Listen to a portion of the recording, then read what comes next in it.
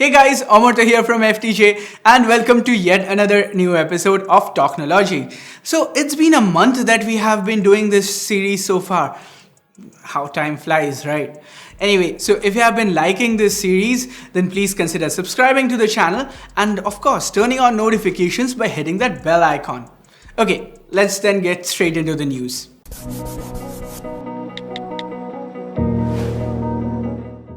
Okay, so the first major topic for today is that MIUI is launching a brand new version of their OS for India. Okay, so you guys might be wondering why now, right? Like after all these years, what's changed? So guys, if you remember, the Indian government banned a lot of Chinese apps, and some of these apps like TikTok and UC browser used to be pre-installed in Xiaomi phones. So what we are now seeing is Xiaomi's response to all these apps being banned. So Manu Kumar Jain, CEO of Redmi India, has come forward and said that from now on, all these pre-installed apps, even if they appear in your phone, would not work. That's great because, hey, we don't want all of our data going to the Chinese government, right? Anyway, moving on from there, there's actually a new version of MIUI in works that's made specifically for India, and that version of the OS will not have any of these pre-installed apps. Now guys, that doesn't mean that it will be a clean stock Android like OS or anything like that. It will still be MIUI, there will still be MIUI's own apps like the Mi browser, the video app and all that stuff. So yeah, ads will still be there. But pre-installed apps that have been banned by the Indian government, so stuff like, again, TikTok, UC browser, those will not be appearing in future MIUI phones anymore. So that pretty much covers Redmi, Xiaomi and even POCO. What's more, Manu Kumar Jain has also gone ahead and said that all the data they have collected from their Indian users are stored specifically here in India, and Xiaomi does not share this data with anyone else. So that's kind of reassuring to know. But hey, does that stop you guys from worrying, or would you still be worried if you're using a MIUI phone? Let me know down in the comments. Moving on to the second big news of the week is that the iPhone 12 has been delayed. Okay, so we had been kind of expecting this because there were a lot of rumors going around, but Apple has finally come out and said for themselves that they have been facing some supply chain issues, which means the new iPhone 12s would be delayed. So what we are looking at right now is basically the launch being somewhere in late September and then the phones coming out somewhere in October, maybe a few weeks here and there. But yeah, that's like the timeline for now. As for the iPhone 12s, we don't really know a lot about them, guys, but there have been some rumors that have indicated that finally Apple might be moving towards a smaller notch. Yes, the iPhone 11 Pro Max, that's like a over 1 lakh phone, and it still has that big ugly notch that they introduced way back in the iPhone 10.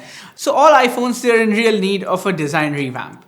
Moving on to the third big story of the week, we have leaks about the Galaxy S21 or S30, whatever Samsung decides to call it. Anyway, it's only been a couple of days since the launch of the Note 20, guys, and it's amazing that we are already seeing so much news, so much leaks and rumors about these S-series phones. So the big news here is that Samsung seems to be actually listening to us reviewers as well as you guys, the consumers. So they have listened, they have heard that we do not like the plastic back of the Note 20. I mean, come on, it doesn't make any sense, right? So it seems like they will be rectifying that with the S21 or the S30. So even the lower variant of it should come with some premium materials. Other than that, not a lot about the phone is known, but we are looking towards some big improvements in the selfie camera. So what Samsung might be planning here is giving OIS in their selfie cameras. Yes, that's something we haven't seen in a long while. And not just that, the selfie cameras themselves are getting a pretty big bump up in terms of specs. Right now, Samsung is debating between two choices. So one is a 1/2 inch 48 megapixel sensor. So that's pretty big. I would assume that's something like the Samsung GM1 or GM2 that they might use here, of course, along with OIS.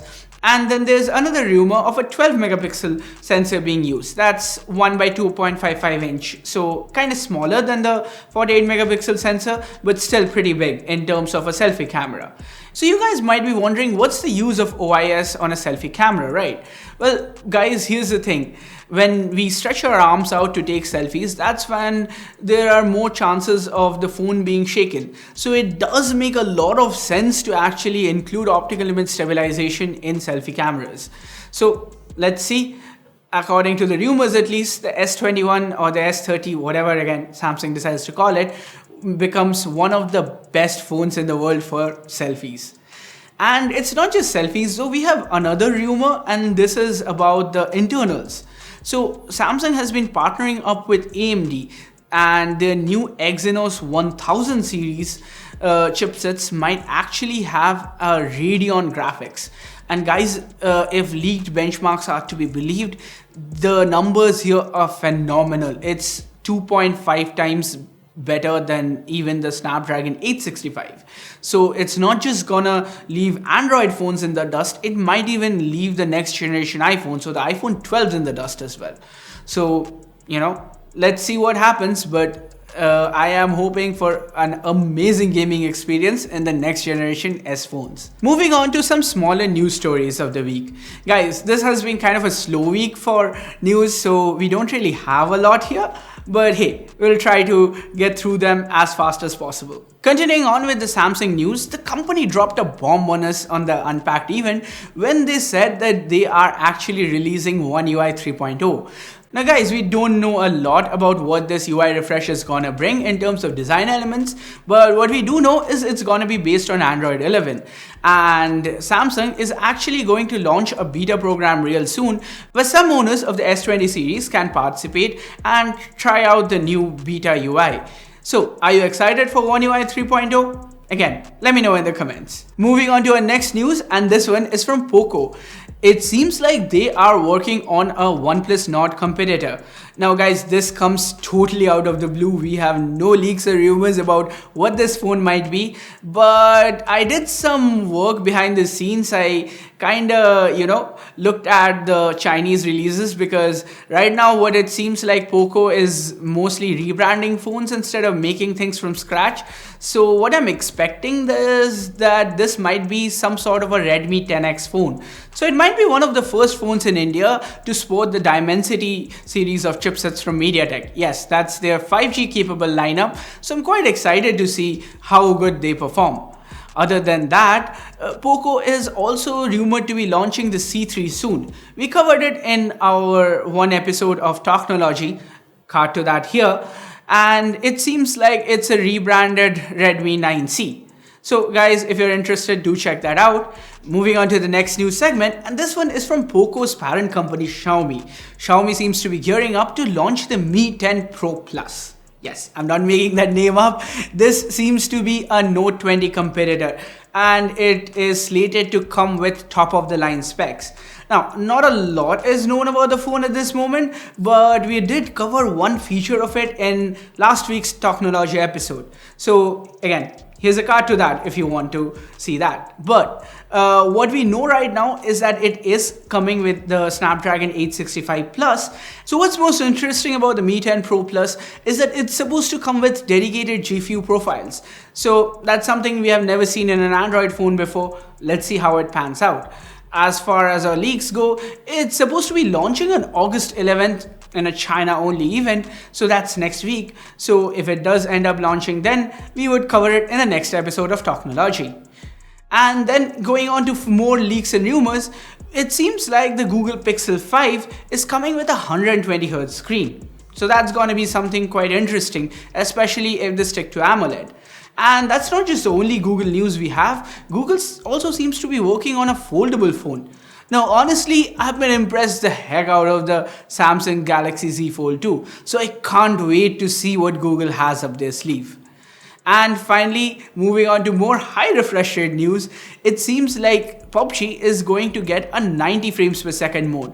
And OnePlus 8 is the first in line to get that. So I'm curious guys, have you tried out gaming on any high refresh rate phones? Or even laptops for that matter? How's your experience been? Let me know in the comments. And coming down to the last news story of this week, YouTube has deleted 2,500 Chinese channels. Now, YouTube, when questioned about it, said that they were just channels which uploaded spammy content. But then what seems like is going on is there's a cold war between the US and China. So Trump has already been trying to ban TikTok or sell it to Microsoft. And now it seems like Google is also upping the ante. So this is quite an interesting development, and I would keep an eye on it definitely for you guys in the future. And with that, we come to the end of this episode of Talknology. As usual, like, subscribe, share, and turn on notifications by hitting the bell icon if you haven't yet. Thanks a lot for watching till the end, guys. Have a good one. Cheers.